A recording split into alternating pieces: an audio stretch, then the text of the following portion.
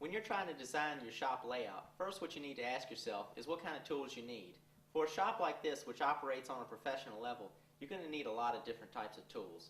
A table saw, a drill press, a joiner planer, a radial arm saw, a disc sander, and an edge sander, a band saw, a spindle sander, a mortiser, a chop saw, and a scroll saw.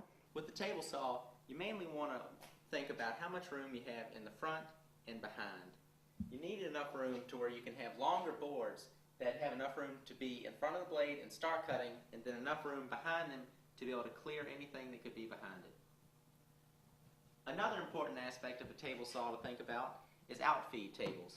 If you have a board that weighs a lot and it's longer, once you go past the edge of the table, if you have more surface behind it, it's a little bit for it to support it. Another aspect about a shop is in front of each tool you'll notice these yellow pads. These yellow pads are textured paint that have been painted on the floor. They give you a firm and a steady and a grippy spot to stand, because when you're in a shop it creates a lot of sawdust and that creates a slippery surface, and safety is a big factor in a shop. This particular shop has a lot of people using it, so we have two table saws. Other things we have two of is two thickness planers, and then we have two band saws. One's a smaller one, one's a larger one for larger capacity wood. Another aspect of a shop is where you're going to keep your jigs. These jigs are either hanging on the wall or on the outside of the shop.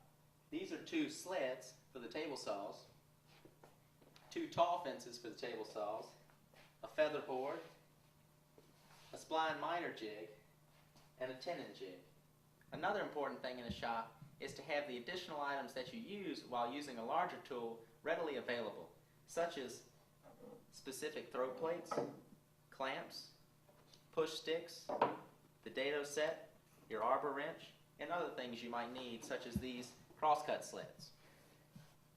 One of the most important aspects of a wood shop is safety, and a big part of safety is keeping a shop clean.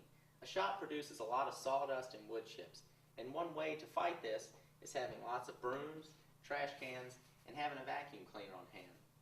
Another part of the shop that really keeps it clean is the ventilation system. This ventilation system sucks all the sawdust and wood chips out of all the machines that we use in this shop.